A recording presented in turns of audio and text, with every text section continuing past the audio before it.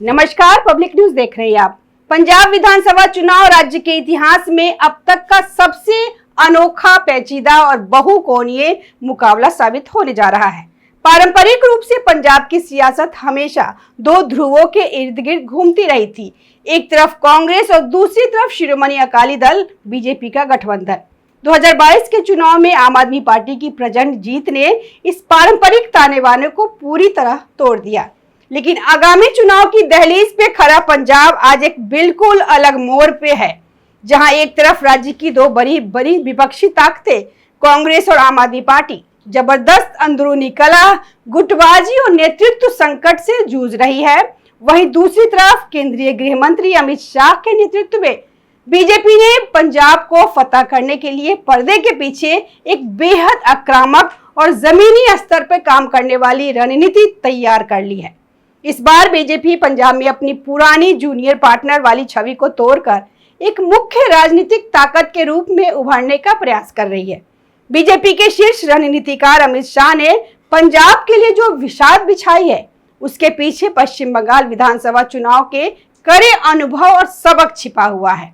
यद्यपि बीजेपी बंगाल में 2 बार पूर्ण बहुमत की सरकार बनाने में असफल रही, लेकिन पार्टी ने उन चुनावों से बेहद महत्वपूर्ण राजनीतिक सबक भी सीखा है।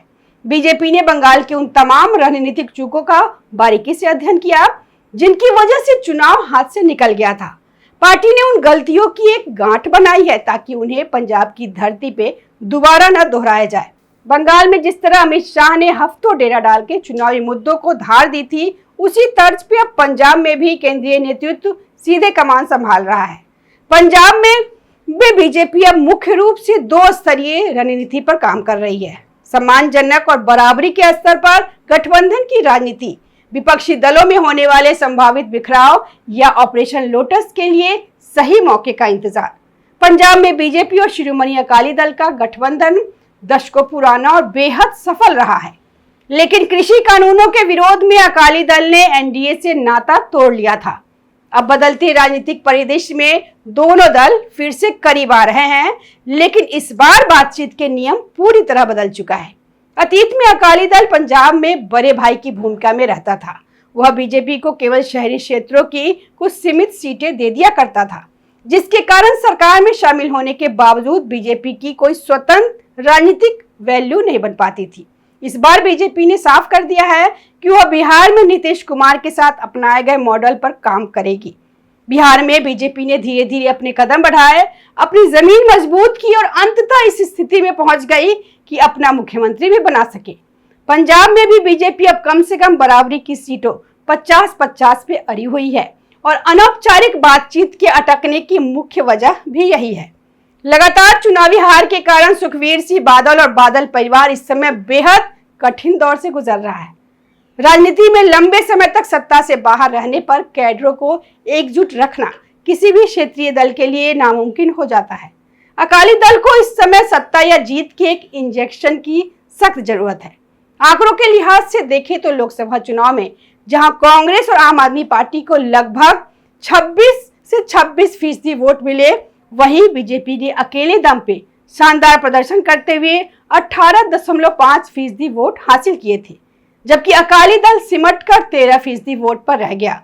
यदि बीजेपी का 18.5% और अकाली दल का 13% वोट शेयर आपस में मिल जाता है, तो यह संयुक्त आंकड़ा 31.5% से ऊपर निकल जाता है, जो कांग्रेस और आप दोनों से कहीं अधिक है।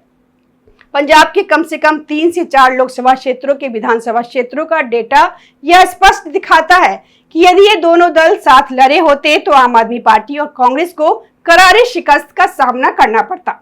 अकाली दल इस सच को समझता है, लेकिन अपनी पुरानी शाख के कारण वह खुलकर आत्मसमर्पण नहीं कर पा रहा है। बीजेपी की दूसरी सबसे बड़ी रणनीति पंजाब कांग्रेस के भीतर चल रहा जबरदस्त गृह युद्ध पर टिकी हुई है। पंजाब कांग्रेस इस समय पूरी तरह से 3 से 4 धारों में विभाजित हो चुकी है और ऑपरेशन लोटस के लिए जमीन पूरी तरह तैयार दिख रहा है। पंजाब के पूर्व मुख्यमंत्री चरणजीत सिंह चन्नी ने पार्टी नेतृत्व के खिलाफ सीधा मोर्चा खोल रखा है। चन्नी का खुला आरोप है कि कांग्रेस आलाकमान ने उन्हें केवल एक दलित चेहरे के रूप में यूज एंड थ्रो की नीति के तहत इस्तेमाल किया। चुनाव से ठीक पहले उन्हें कुछ महीनों के लिए मुख्यमंत्री बनाया गया और पार्टी की हार का पूरा ठीकरा उन पे फोड़कर अब उन्हें पूरी तरह से दरकिनार कर दिया गया। चन्नी का तर्क है कि वे राहुल गांधी के सोशल इंजीनियरिंग के एजेंडों में पूरी तरह फिट बैठते हैं। फिर भी अमरिंदर सिंह राजावंडी को प्रदेश अध्यक्ष बनाकर उनके राजनीतिक भविष्य को समाप्त करने की कोशिश की जा रही है। पंजाब कांग्रेस के ड्रामे में सबसे बड़ा मोड़ तब आया जब राज्य के पूर्व उप मुख्यमंत्री सुखजिंदर सिंह रंधावा ने अचानक दिल्ली में केंद्रीय गृह मंत्री अमित शाह के आवास पर उनसे मुलाकात की।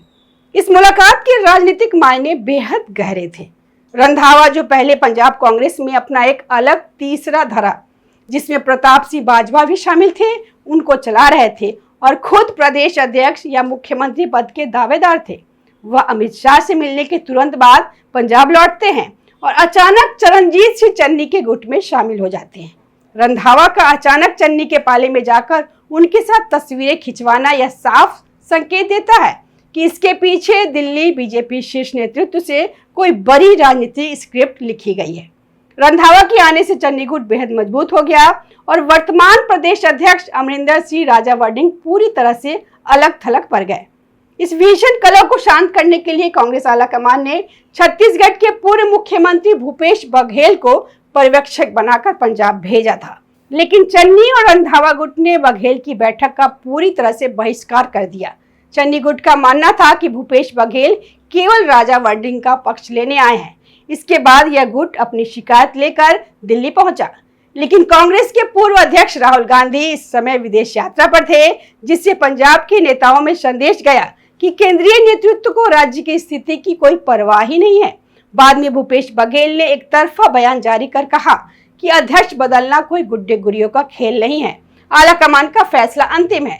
इस बयान ने आग में घी का काम किया। चन्नी और उनके समर्थक, सांसद और विधायक अब कांग्रेस में अपना कोई भविष्य नहीं देख रहे हैं, क्योंकि राजावंडी आने वाले समय में उन्हें टिकट वितरण से लेकर संगठन तक में पूरी तरह से किनारे करने वाले हैं।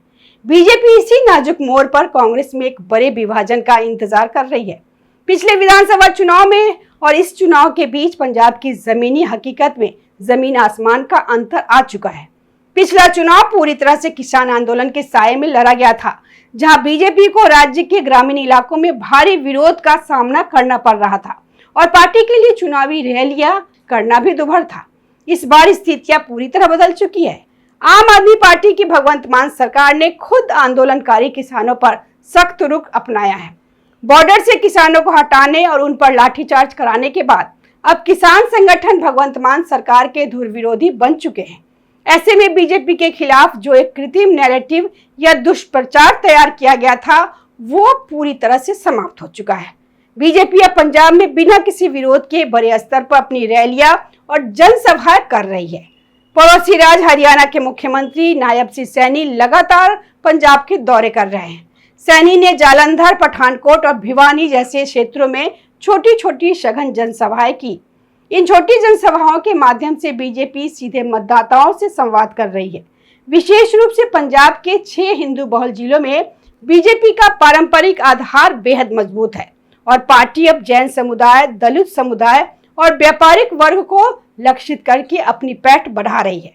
पंजाब की सत्ता की चाबी हमेशा से जाट सिख समुदाय के पास रही है, जो राज्य की आबादी का लगभग 20 से 25% हिस्सा है। बीजेपी ने इस बार अपनी पारंपरिक सवर्ण शहरी पार्टी की छवि को तोड़ते हुए एक बड़ा दांव खेला है। बीजेपी ने केवल सिंह ढिल्लों जैसे कद्दावर जाट सिख नेता को सांगठनिक स्तर पर बड़ी जिम्मेदारी दी है।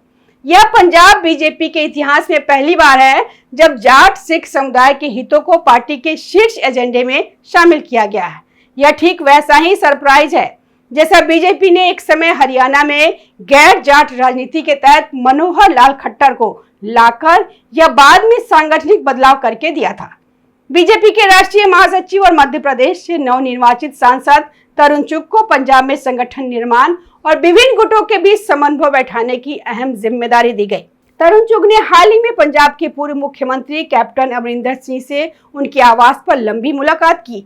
इस मुलाकात में पंजाब की वर्तमान प्रशासनिक अराजकता को काउंटर करने और बीजेपी के पक्ष में माहौल बनाने के लिए कैप्टन के दशकों पुराने राजनीतिक अनुभव का उपयोग करने पर विस्तृत रणनीति तैयार की गई। कैप्टन अमरिंदर सिंह ने भी हाल ही में अमित शाह से मुलाकात की थी, जिसके बाद ये पंजाब के नाराज और उपेक्षित वरिष्ठ कांग्रेसी नेताओं को बीजेपी के पाले में लाने के काम में गुप्त रूप से जुट गए। इसके अलावा कांग्रेस से बीजेपी में आए प्रखर नेता रवनीत सिंह बिट्टू को राज्यसभा न भेजकर सीधे पंजाब चुनाव के मैदान में उतार दिया गया है, ताकि युवाओं और सिख मतदाताओं के बीच एक मजबूत संदेश दिया जा सके। पंजाब की कुल 117 विधानसभा सीटों में से बीजेपी ने इस बार अपने दम पर या एक मजबूत गठबंधन के साथ 75 से अधिक सीटें जीतने का एक अत्यंत महत्वाकांक्षी लक्ष्य रखा है। पार्टी के इस ऊंचे मनोबल के पीछे आम आदमी पार्टी की सरकार के खिलाफ उपजी तीव्र सत्ता विरोधी लहर है। आम आदमी पार्टी ने पंजाब की जनता से 2 बड़े वादे किए थे, वे जमीन पर पूरी तरह विफल साबित हुए हैं। मुख्यमंत्री भगवंत मान की प्रशासनिक शैली और उनके व्यक्तिगत आचरण को लेकर विपक्षी दल लगातार हमलावर है। सबसे बड़ी बात यह है कि वर्तमान सरकार का सिखों की सर्वोच्च धार्मिक संस्था अकाल तख्त के साथ सीधा विवाद शुरू हो चुका है। बेअदबी के मामलों में और धार्मिक संवेदनशीलता के मुद्दे पर अकाल तख्त से टकराव मोल लेना पंजाब में किसी भी सरकार के लिए राजनीतिक रूप से आत्मघाती माना जाता है। अकाली दल और बीजेपी की पुरानी सरकारों के जाने के बाद जनता ने कांग्रेस और आप दोनों को मौका देकर देख लिया है, लेकिन दोनों ही दल राज्य को स्थिरता और विकास देने में नाकाम रहे। ऐसे में पंजाब का एक बड़ा वर्ग अब फिर से एक मजबूत, स्थिर और विकासोन्मुखी विकल्प की तलाश में है, जिसे बीजेपी राष्ट्रीय सुरक्षा और आर्थिक प्रगति के नैरेटिव के साथ पूरा करना चाहती है। आगामी कुछ हफ्तों में केंद्रीय गृह मंत्री अमित शाह पंजाब के ताबड़तोड़ दौरे शुरू करने वाले हैं। वे न केवल बड़े शहरों में रैलियां करेंगे, बल्कि जिला स्तर के नेताओं और विभिन्न धार्मिक एवं सामाजिक समुदायों के प्रमुखों के साथ सीधे संवाद करेंगे। पंजाब में इस बार का चुनाव किसी एक पार्टी की लहर का नहीं, बल्कि सूक्ष्म राजनीतिक प्रबंधन, माइक्रो पॉलिटिकल मैनेजमेंट, सांगठनिक वफादारी और विपक्षी खेमे में लगी आग का सही इस्तेमाल करने का है। जहां कांग्रेस अपने अंदरूनी गणतंत्र विरोधों के कारण बिखरने की कगार पर है और आम आदमी पार्टी धार्मिक एवं प्रशासनिक मोर्चों पर घिरी हुई है, वहीं बीजेपी एक अनुशासित और दीर्घकालिक रणनीति के साथ पंजाब की सत्ता पर काबिज होने का सबसे बड़ा दांव खेल चुकी है।